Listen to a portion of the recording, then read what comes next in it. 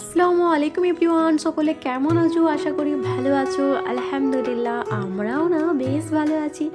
ভালো রাখার মালিক মহান আল্লাহ তাআলা যেমন রেখেছে যা রেখেছে আলহামদুলিল্লাহ। তো চলো বন্ধুরা, আরও একটি নতুন ভিডিওতে তোমাদের সকলকে অনেক অনেক ভালোবাসা জানিয়ে আজকের ব্লগটা কিন্তু আরম্ভ করলাম।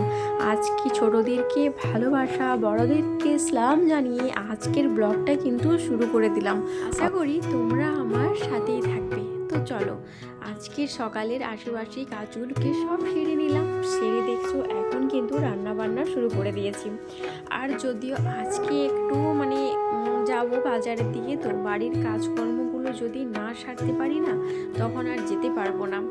তো তোমাদের দাদাভাই বলেছে আজকের দিনটা যদি হচ্ছে কেউ বৃহস্পতিবার, আর বৃহস্পতিবারের দিনটাতে ও একটু ফ্রি থাকে অন্যান্য দিনের তুলনাতে।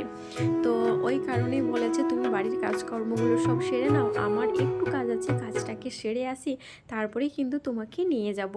তো বললাম ঠিক আছে, আমারও ভালো হলো বাড়ির কাজকর্মগুলো সারার পর যদি যেতে পারি বাজারের দিকে, তখন দেখবে আর অতটা কিন্তু আর টেনশন থাকবে না যে বাড়িতে কাজ আছে, কাজ ফেলে রেখে এসেছি আরও কাজ করতে হবে, ওই ব্যাপারটা কিন্তু আর থাকে না। তো ওই কারণে বাড়ির কাজকর্মগুলো সেরে নিই, দেখা যাক যদি ঠিক সময় মতো কাজকর্মগুলো সেরে নিতে পারি তাহলে এই বেলায় বেরোবো বাজারের দিকে, আর যদি না করতে পারি তাহলে কিন্তু বিকেলের দিকে বেরোবো। তো যাই হোক চলো, আজকে সকালে ব্রেকফাস্টে কি বানাবো বলো তো? আজকে কিন্তু ছেলেদের পছন্দের লুচি বানাবো, আর হচ্ছে গিয়ে তোমাদের দাদাভাইয়ের জন্য রুটি বানাবো। কেননা তোমার দাদাভাই তো লুচি খেতে চায় না, আর ছেলেরা আবার রুটি খাবে না, লুচি খেতে চায়। তো ওই কারণেই দুরকম আমাকে বানাতে হবে। তো আটা তো মেখে নিয়ে ঢাকা দিয়ে রেখেছিলাম, তো এখন বেলেও নিলাম। আর এখন এক সাইডে দেখলে প্রেশারের মধ্যে ছোলার ডালটাকে রান্না করতে বসালাম, আর এক সাইডে কিন্তু এদিকে লুচিগুলো বানিয়ে নিয়েছি, আর এক সাইডে দেখো আমি রুটি গুলোও বানিয়ে নিয়েছি। দুরকম যে করব বললাম, কেননা তোমার দাদাভাই তো খায় না। তো আরে প্রেসারের মধ্যে দিয়ে দিয়েছি ছোলার ডাল। আর এই যে ছোট্ট কড়াইটা বের করিয়ে নিলাম, এটাতেই কিন্তু লুচিগুলোকে ভাজা হবে।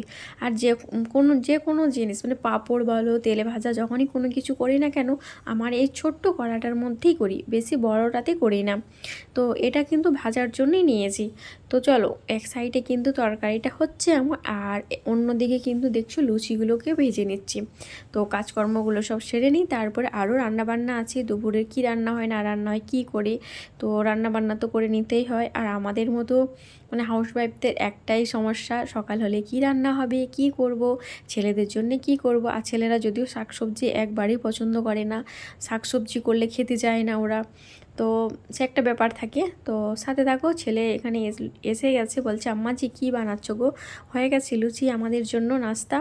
তো ছেলে এইদিকে এসে গেছে, ওকে দুই ছেলেকে খেতে দিয়ে নিলাম, দিয়ে আরও সব লুচিগুলো পরোটাগুলো যেসব আছে ওইগুলোকেও সব বানিয়ে নেব। তো চলো এইগুলোকে সব বানিয়ে নিই, আর এইদিকে তো ছেলেদেরকে খেতে দিয়ে নিলাম।